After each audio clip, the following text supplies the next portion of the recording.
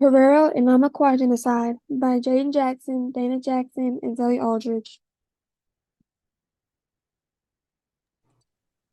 The Herero and Namaqua Genocide in German Southwest Africa in 1904 through 1907 was the first organized genocide according to the UN Whittaker Report in 1985. The Herero were also the first group to be subjected to genocide in the 20th century. 80% of the total Herero population and 50% of the total Nama population were killed in a brutal earth campaign led by the German general Lothar. Germany formally colonized GSWA in 1884. Previously to colonization, many distinct native groups lived freely in the area, including the Herero, the Nama, the Damara, the San, and the Ovamba. Under German rule, various of these native groups were used as slave labor and had their land took and their cattle stolen. As outcome of this treatment, tensions between the native population and the ruling Germans continued to rise.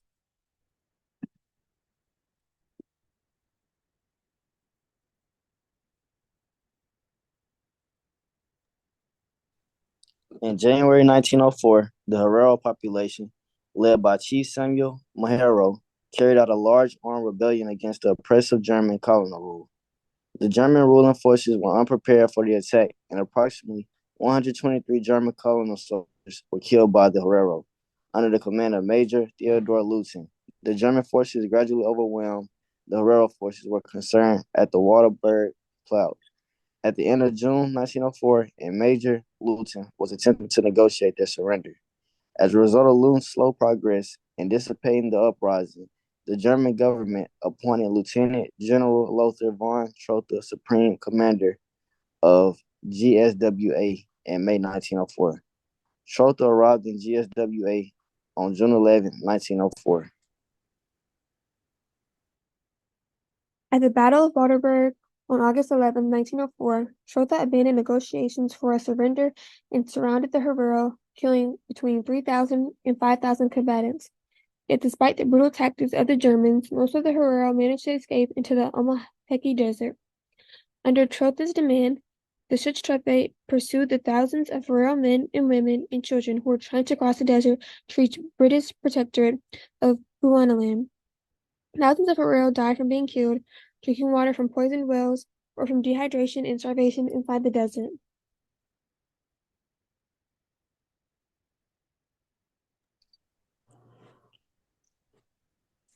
In October 1904, the southern Nama communities had risen up against German colonialism.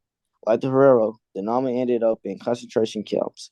Most were sent to the Shark Island camp off the coast of the harbor town of Luderitz.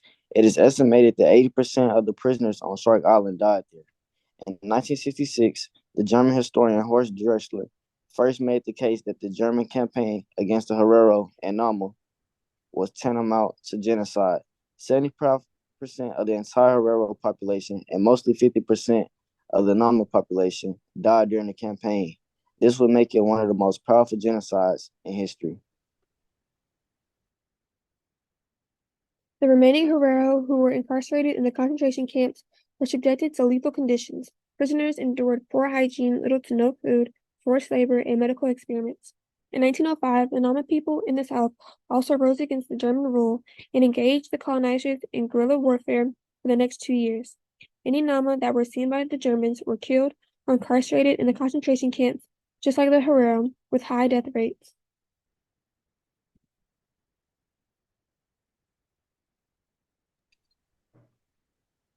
In total, by the end of the conflict on March 31st, 1907, approximately 50,000 to 65,000 Herero and 10,000 Nama had been murdered by the German forces. The start date was 1904, the location German Southwest Africa. The ended 1908. The perpetrators are Lieutenant General Lothar von Trotha and the German colonial forces.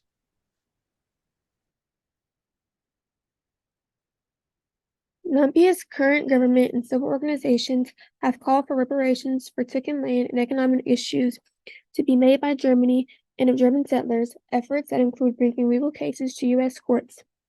On April 28, 2021, Germany noticed a genocide and said that it will pay Nambia over $1.3 billion in reconstruction and development aid. While this is a great step, activists and Herero cultural leaders denied the deal. They called for Germany to make collective reparations to descendants of victims rather than development aid, and to return the land they took that now belongs to German communities. There's also arguments between Herero and Nama descendants organizations and the Namibian government regarding the rightful representation of the descendants' voices in the agreements with the German government.